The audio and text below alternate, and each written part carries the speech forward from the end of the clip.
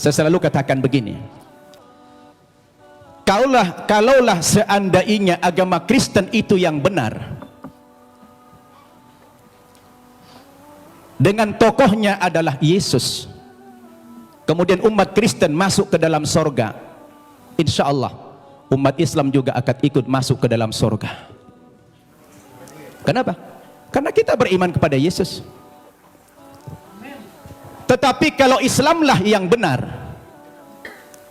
dengan tokoh kita Nabi Muhammad yang juga mengimani nabi-nabi yang terdahulu, kemudian saudara kita umat Kristiani tidak beriman kepada kerasulan Muhammad, mohon maaf, terpaksalah saudara kita masuk neraka kalau akan masuk surga. Ini untungnya menjadi umat Islam. Kenapa? Karena apa yang mereka imani kita imani juga, tetapi apa yang kita imani mereka tidak imani. Itulah perbedaan yang mendasar antara kita dengan umat Kristiani.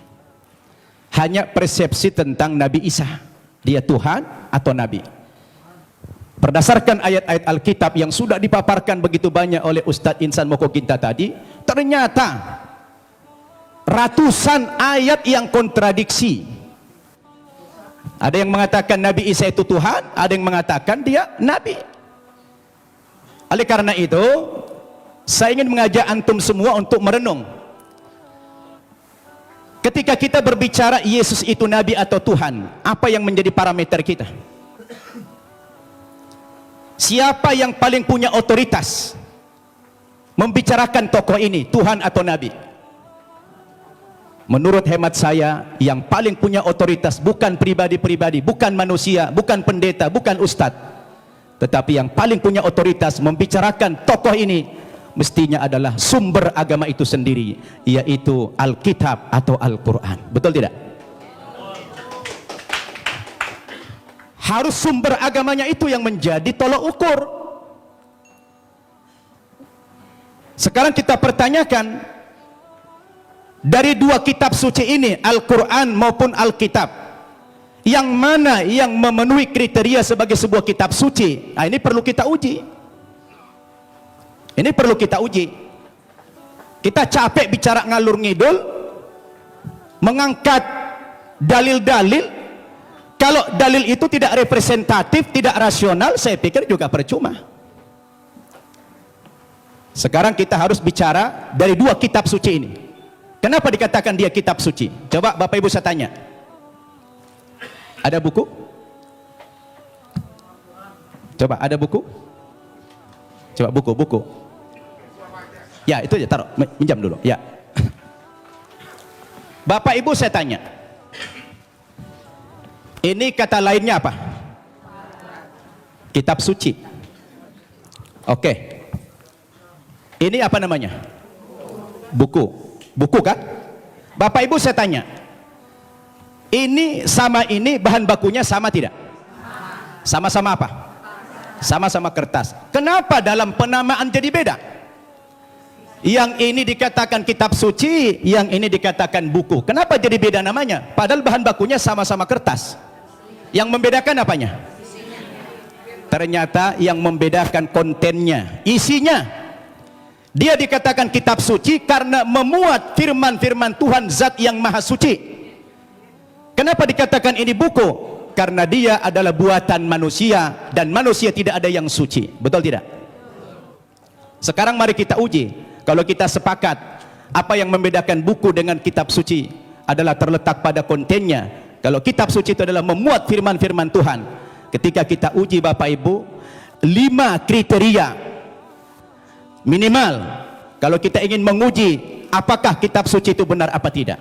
Yang pertama, sebuah kitab suci itu akan dikatakan benar apabila dia murni datang dari Allah, 100% datang dari Allah, dan tidak ada intervensi manusia di dalam kitab suci itu dalam bentuk kontennya, setinggi apapun otoritas manusia itu. Betul tidak? Termasuk di dalamnya Nabi. Makanya kalau kita baca Al-Quran, ini 100% firman Tuhan. Tidak ada perkataan Nabi Muhammad di sini. Perkataan Nabi Muhammad dimuat dalam hadis namanya. Tidak ada satu ayat pun di sini sumbangan Nabi Muhammad dalam bentuk isi. Ini adalah wahyu Tuhan 100%. Akan berbeda kalau kita baca ini Alkitab, di sini sudah tercampur, di sini ada perkataan Tuhan, di sini ada perkataan Nabi, di sini ada perkataan Rasul Paulus, di sini ada perkataan murid-muridnya, tercampur. Lalu di mana letak kesuciannya yang dikatakan kriteria kitab suci itulah murni datang dari Tuhan? Itu satu. Yang kedua, kriteria kitab suci itu dikatakan benar apa tidak?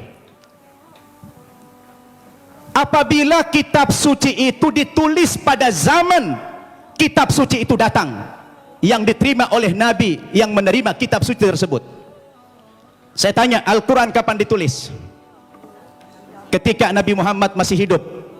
Dia suruh sahabat menulis Al-Quran.